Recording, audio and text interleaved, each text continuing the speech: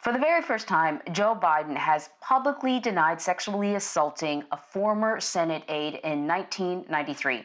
The presumptive Democratic nominee made that denial this morning when he spoke about it on television. So Catherine Herridge has been following this story and has a look at his response. No, it is not true. I'm saying unequivocally, it never happened. Responding to the sexual assault claim that he's been under increasing pressure to address, Joe Biden spoke out to MSNBC. Women have a right to be heard, and the press should rigorously investigate claims they make. I'll always uphold that principle. But in the end, in every case, the truth is what matters. And in this case, the truth is the claims are false. In 1993, Tara Reade worked in then-Senator Joe Biden's office. She says a supervisor asked her to deliver Biden his gym bag, and he assaulted her in a Capitol Hill hallway. I remember the coldness of the wall, and I remember his hands underneath my blouse and underneath my skirt, and his fingers penetrating me as he was trying to kiss me. Reade's allegations have expanded over time.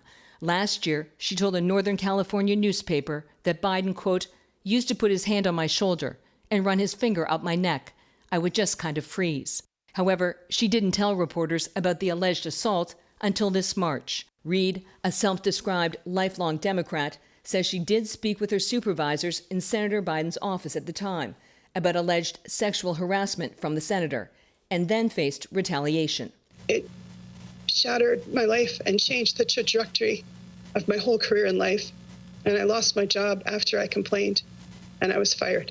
But two former Biden Senate staffers Reade claims she spoke to told us they had no recollection of any complaint. If there are records, Biden said they would be in the National Archives. I'm asking the Secretary of the Senate today to identify whether any such document exists. If it does, make it public. Reade has spoken to CBS News multiple times in the past month. And on Wednesday, CBS formally requested an on-camera interview. News that she told them about the alleged sexual assault back in the 90s, but Reade admits she does not have any record of her complaint and did not file a police report here in Washington, D.C. until last month. Vlad, Anne-Marie. Catherine, really great reporting there. So let's talk about the response from the former vice president. He's deciding to speak out now. More than a month after the allegation first surfaced, he gave an interview to MSNBC. But the question I have is, it strikes me, just following the politics of the moment, that Vice President Biden is going to have to do more than just one interview with what, let's face it, is a friendly network to Democrats. If he's going to be able to address these allegations head on, because at one point he was asked during the interview if he had anything to say to Ms. Reade, and he said that he didn't want to question her motives, but he was asked specifically about comments that he's made in the past in supporting women who have made sexual assault allegations. So I don't think you can just do one and be done. Well, I think you're right to talk about the context, Vlad, of the timing, the allegation, and what the former vice president said this morning. So the alleged sexual assault occurred in 1993, according to Tara Reade, but then she didn't make it public until earlier this year. And it seems, my assessment, based on the timing, is that former Vice President Joe Biden and his campaign felt that it was gaining momentum and traction, and that they needed to address it in an effort to try and silence it or put it to one side as an issue that's been asked and that has also been answered. It's not clear whether this is the end of the story for the former vice president, because we haven't had a response from Tara Reade, and whether she's able to take her story to a major platform to tell it from her perspective.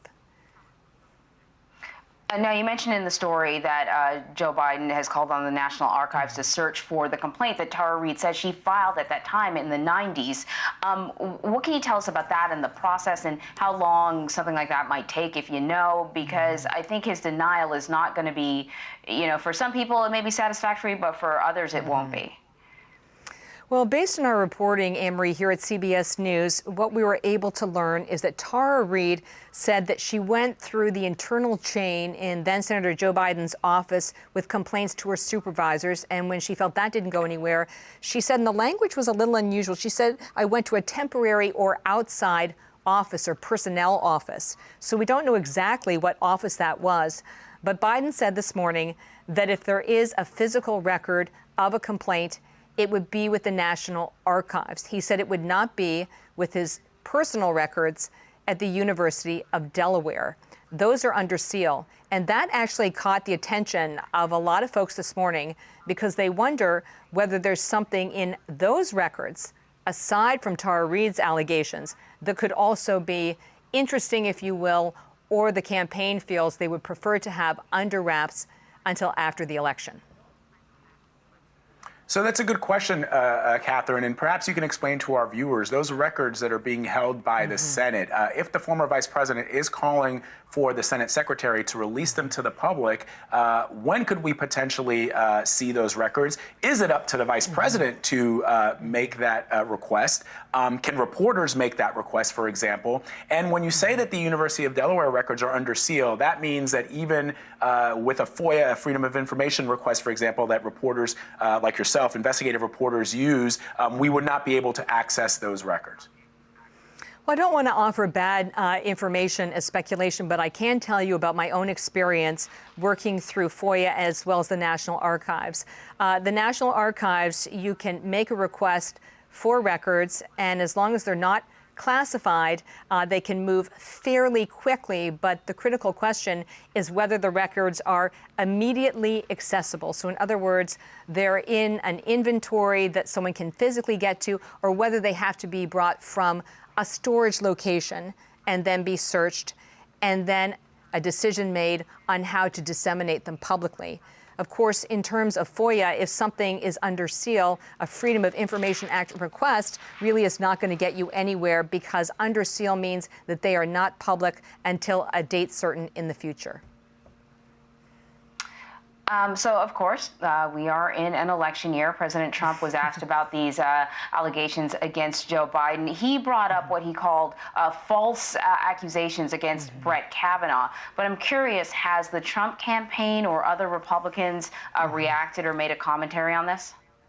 Well, Anne-Marie, the Trump campaign did issue a statement, and this was in advance of the interview on MSNBC. They said it was not serious, an unscripted reckoning.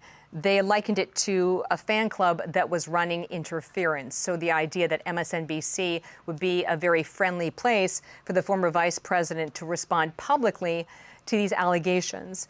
I listened to the interview, and perhaps I missed it, but I would like to have heard more from the former vice president about whether he knew Tara Reade, how he knew her, did he hire her, did he know anything about the circumstances of her departure, and then also, what did he make of this anonymous phone call, this call in to Larry King's show alleging this assault had taken place that Tara Reade now says was her mother? I would like to have those kind of details, which I didn't hear, at least not thoroughly, in the interview this morning.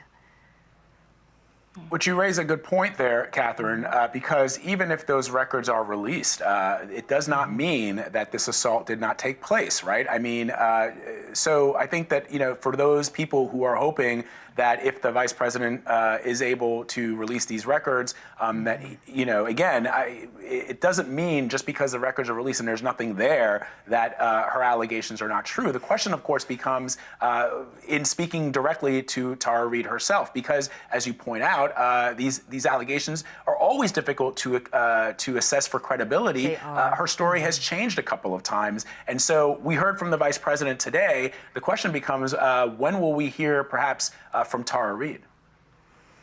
Well, I would describe it this way based on our reporting, that Tara Reade's story about this alleged assault, sexual assault, has sort of expanded over time. When she first spoke to a Northern California newspaper, she talked about how then Senator Joe Biden made her uncomfortable through alleged physical touching. But then it was earlier this year that it broadened or expanded to this sexual assault allegation in the hallway in the Capitol complex. So I think, as you rightly point out, what matters now is the response from Tara Reade and to what extent people can hear her broadly and make their own decisions as to credibility, the detail of her story, and how she explains some of these gaps, or what others would call discrepancies, in her account. Catherine Herridge reporting for us. Catherine, thank you so much. You've done a lot of work this week, including breaking news on the Michael Flynn Department of Justice documents, and now reporting this out for us. Thank you very, very much. I'm doing my best here at CBS. I am. Yeah, we'd love having you. Thank you.